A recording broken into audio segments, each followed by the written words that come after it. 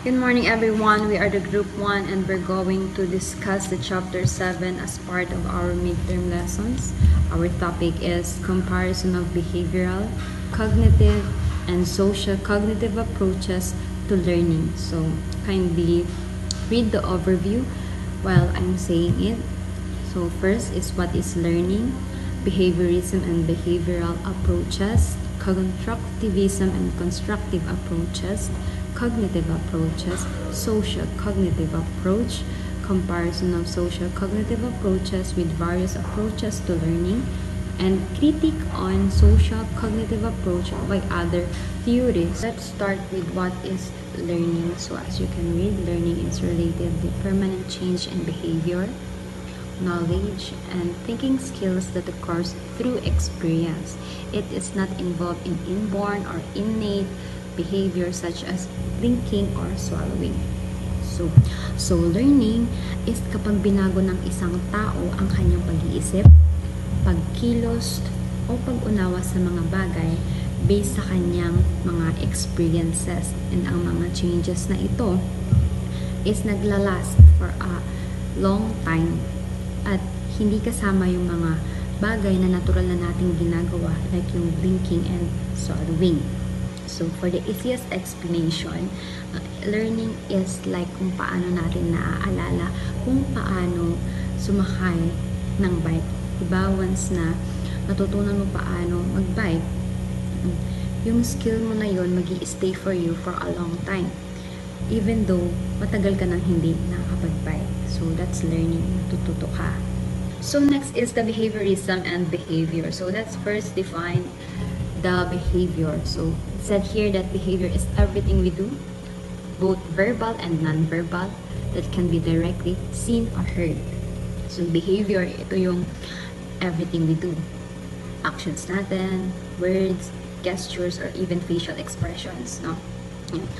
Anything that someone else can see or hear is behavior.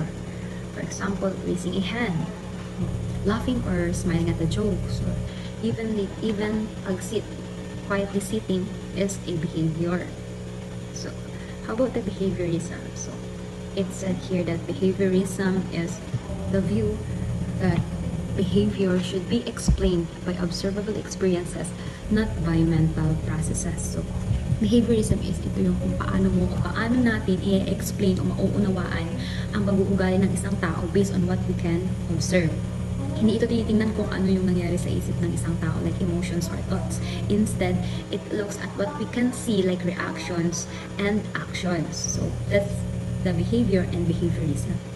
Again, behavior, ito yung actions, what we can do, say, express. Well, yung behaviorism, ito naman yung explains why we act the way we do on what we can observe. It focuses on the cause ng behavior. Behaviorism, nag-focus sa cause ng behavior. So that's the behavior and behaviorism. Behavioral approaches focus on how experiences like rewards and punishment shape behavior. Classical conditioning is when you learn to associate with a neutral thing with a natural response. Example neto is yung kay Ivan Pavlov na kinondisyon niya yung dog.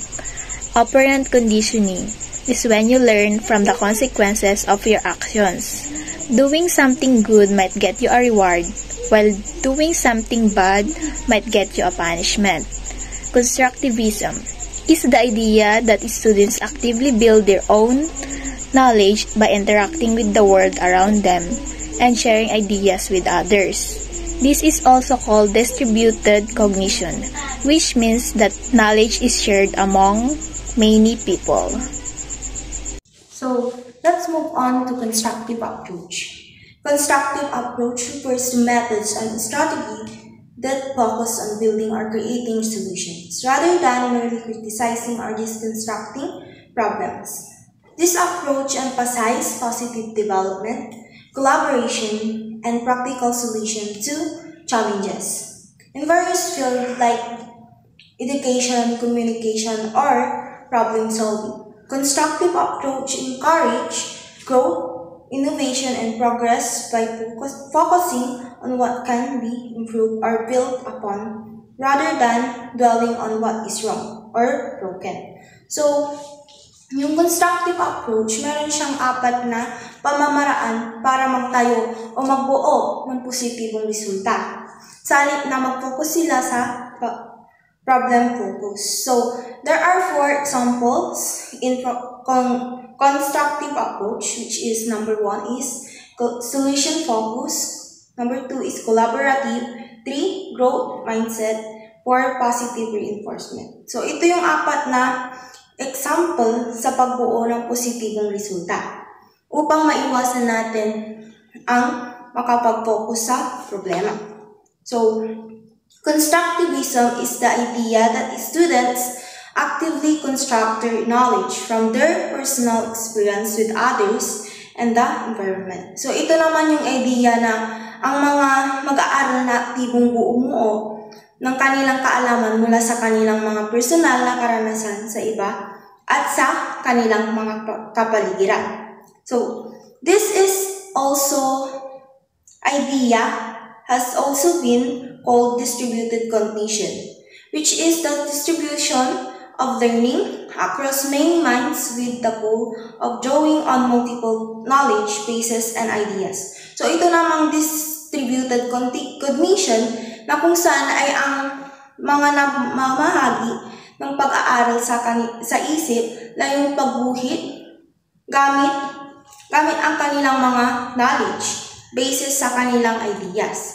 So, a type of constructivism that focuses on how individuals construct knowledge in their minds. Sabi dun sa ni Piaget, cognitive constructivism is learning methods and strategies, institution, reflective practices, graphic, organizer, guided discovery method, inquiry-based learning. So, in summary, sa Piaget, cognitive constructivism has shaped a variety of constructive approaches in education, emphasize actively developmental, appropriate, and learner-centered methods that support the construction of knowledge through experience and reflection. So, ito naman yung nakatutok sa kung saan or kung paano binuo ng mga individual ang kaalaman sa kanilang isipan. Pamamaraan at strategy, institution, reflective practices, graphic organizer, guided discovery method. So, dito sila nakatutok kung paano sila bumuo or kung paano sila magtayo ng kanilang individual. Socio-cognitive theories define learning as the relatively ending change in the mental structure of a learner that create the potential to demonstrate different behaviors. It emphasizes that learning is more than just acquiring information. It involves internal cognitive changes that shape future behavior. Socio-cognitive theories state that learning can occur even when there is no direct interaction with the environment. This means that individuals can learn by observing others, a process often referred to as observation learning or modeling. It is stated that not all learning experiences requires interaction or hands-on activities. Watching others perform tasks can lead to socio-cognitive and behavioral changes. For example, nakita nung bata na nag-thank you yung parents niya nung naka-receive ng gift. Later on, pag siya na yung naka-receive ng present, magti-thank you siya kahit hindi siya in-instruct. It demonstrates observational learning. Natuto yung bata by observing parents' behavior. Social cognitive approach. The main architect of social cognitive approach is Albert Bandura. The most emphasis factor that is given by Bandura in recent years is self-efficacy. Self-efficacy means it is the belief that one can master a situation or procedure positive outcome. He proposed the idea of observational learning. The model that you are seeing in the left side of the screen is the representation of reciprocal causation model. First, we have the environmental components. Dito po nakapaloob yung teachers, parents, and peers. Second naman is the behavioral component. Sa behavioral component po, we have two types. It is the physical and emotional. Sa physical, dito po naka-under yung persistence and effort ng isang tao. Sa emotional naman, dito po under yung anger, pride, or joy, yung mga feelings na nararamdaman ng isang tao. And lastly is the personal component. Dito natin makikita yung self-efficacy, outcome expectancy, attributions ng tao. In observational learning, we have 4 types. We have the attention, retention, production, and motivation. First, let's talk about the attention. In order to learn, the observers must pay attention to their environment. The attention levels of a learned person can vary based on the characteristics of the model and the environment where they are learning the behavior. In short, nagbabari lang ang attention levels ng tao based on the characteristics ng kanyang model and dun sa environment where he or she is learning the behavior. Next one is the retention. Here, the observers must also retain or remember the behavior at a later time. In order to increase the chances of retention, the observer can structure the information in a way that is easy to remember. In Tagalog, yung observer, para ma-increase niya yung chances of retention niya, pwede siyang mag-structure ng information na kaya niyang i-remember in an easy way. The third one is the production. It says here that after retention comes the ability to actually perform a behavior in real life. Often producing a new behavior can require hours of practice in order to obtain the necessary skills to do so. Ang ibig lang pong sabihin natin dito is para ma-obtain mo yung necessary skills na gusto mong ma-learn is you need hours of practice or days of practice para ma-required or ma-acquire mo yung skills na learn mo doon sa environment. Lastly is the motivation. In observational learning, it says here that an observer must be motivated to produce the desired behavior. Ang ibig lamang pong sabihin nito is para ma-produce ng isang tao yung desired behavior niya is kailangan niyang ma-motivate or kailangan niya ng motivation. Since they already discussed the different approaches to learning, now let's discuss their comparison when it comes to definition, goal, methods, education focus, source of learning, and the role of consequences. When it comes to their definition, both behavioral and cognitive approaches are the effects of the interaction with the environment.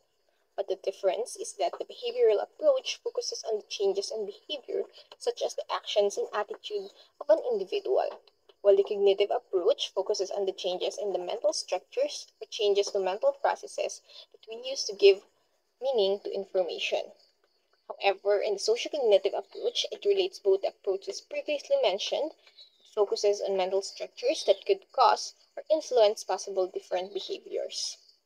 In terms of the goals of the approaches, the behavioral approach aims to lessen the undesirable behavior and to produce desirable behavior among individuals, while the cognitive approach aims to help the students to have a growth in mental structures, referring to the development and organization of cognitive processes and frameworks to reach individuals' understand and interact with the world. However, in sociocognitive, it promotes growth in mental status, which refers to person's cognitive function, emotional state, and overall psychological well-being. When it comes to methods of the approaches to learning, the behavior approach is done in a controlled laboratory experiment where individuals' behavior is observed, while in the cognitive and sociocognitive approaches, they both use varied research methods to examine observable behavior and mental states. In terms of the education focus of the approaches to learning, the behavioral approach focuses on making classroom behaviors desirable and productive, while the cognitive approach focuses on promoting effective knowledge construction on individuals to have active engagement with information to allow them to build connections and integrate new knowledge with existing frameworks that could lead to deeper comprehension and insight. Cognitive approaches also promote skill acquisition or learning and mastering new abilities through practice and experience, often progressing through stages from cognitive understanding to automatic performance. Moreover, sociocognitive learning promotes effective observational learning or learning through acquiring new skills or knowledge by watching others. The source of learning in the behavioral approach came from external, which are the factors in their environment that influence their thinking, perception, and knowledge. And the cognitive approach, the source of learning came from the internal, which are the learner's cognitive structure and processes, which includes the various mental activities such as their perception, attention, memory, and reasoning. However, the sociocognitive approach is a combination of both external and internal factors. Environmental stimuli in learners' cognition could both be sources of learning. The role of consequences in the behavioral and sociocognitive approaches is both affecting learning when the learners directly experience it, so changes will only be observable after. However, in the cognitive approach, it is not a major consideration in the theory. In diversity of individual differences, the behavioral approaches shows how students differentiate from each other when it comes to their past conditioning, reinforcement, and punishment, as they were raised in different environments with different levels of reinforcement and punishment given to them. However, in the cognitive approach, it affects how students understand and learn new knowledge and skills as it is focused on their cognitive processes. That is almost the same with the sociocognitive approaches, as it also affects how students construct new knowledge and acquire new skills. But aside from that, it creates expectation as well about the possible consequences of their behavior. There are three critiques on social cognitive approaches by other theories. First is cognitive theories. They argue that social cognitive approaches focus too much on outward behaviors and environmental factors, without paying enough attention to how internal mental processes, such as thinking, memory, and problem solving, actually happen. In other words, they feel that the approach neglects the complexities of cognitive processes. Second is developmentalists. Their critique is that social cognitive approaches are not developmental, meaning they don't adequately address how learning and behavior change over time as a person grows or matures. Specifically, they believe these approaches lack of clear explanation of how learning progress through different stages based on age or development. Last is humanistic theories. They argue that social cognitive approaches don't give enough importance to self-esteem and supportive relationships. From their viewpoint, these approaches fail to account from the emotional and relational aspects that contribute to a person's well-being and growth.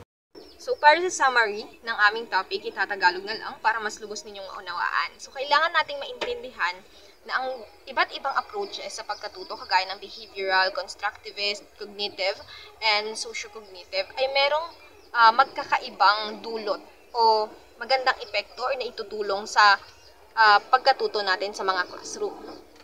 Ang kailangan nating maintindihan sa behavioral approaches ay ang importansya nito sa classroom management. So, ano nga ba itong classroom management? Ito yung kung paano mabuo or kung paano yung ayos or yung organization ng isang classroom. Kung tahimik ba, maayos yung mga estudyante, maayos sila makitungo. Bakit? Dahil sa behavioral approaches, tinuturo dun yung disiplina. Kung ano yung tamang pag-uugali, which is mai-apply ng mga estudyante sa kung paano sila dapat makitungo sa mga classmate nila or sa mga taong nakapaligid sa kanila. Magagamit din nila ito sa practical life or sa buhay nila sa labas rin ng school, kung saan mas marami silang mga taong kailangan pakitunguhan, na mas maraming taong pwedeng mag-observe ng mga behavior nila. So, kailangan nating maintindihan naman sa cognitive approaches na ito yung nakakapag-uncover ng mga potential, creativity, and perfection ng isang tao. Kasi, alam natin na gaya nung sinabi kanina na sa internal siya kung paano natin pina-process, ina-adapt yung knowledge, kung paano tayo mag-isip ng mga bagong ideas na pwede nating magamit to improve kung ano yung mga ginagawa natin. Aside from that, nakatutulong din ito sa self-regulation or kung paano natin i-manage at handle yung sarili natin, as well as sa reflective and critical thinking. So sa reflective, ito naman kung paano natin i-process yung kung ano yung perception natin or yung thoughts natin sa mga naging actions natin or kung ano yung mga tingin pa nating kailangan ng changes sa sarili natin. Sa critical thinking naman, ito yung kakayahan natin kung paano tayo sumuri ng mga information, kung paano natin siya i-process sa sarili natin, and kung paano tayo mag-create ng mga new ideas based sa mga bagong natutunan natin. Samantala, sinasabi naman sa social cognitive approaches na ito yung pinakakailangan nating approach sa panahon ngayon sa mga classrooms para mapabilis ang pagkatuto. Bakit? Kasi ito na yung combination ng mga different approaches. Kaya nga ng sabi kanina, ma-observe nyo na marami na silang similarity sa definition pa lang, sa methods, focus of education, ganyan.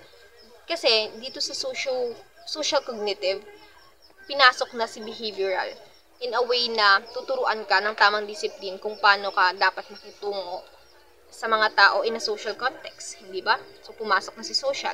Tapos, tinuturo din dito yung sa cognitive, wherein kung paano ka makaka-acquire ng new knowledge, kung paano mo ipaprocess yung knowledge na yon with the other people, kung paano ka matututo sa kanila, kung paano ka makikisama, or paano mo i-handle yung sarili mo with them na alam mong matututo ka, at kung paano rin sila pwedeng matuto pa sa'yo.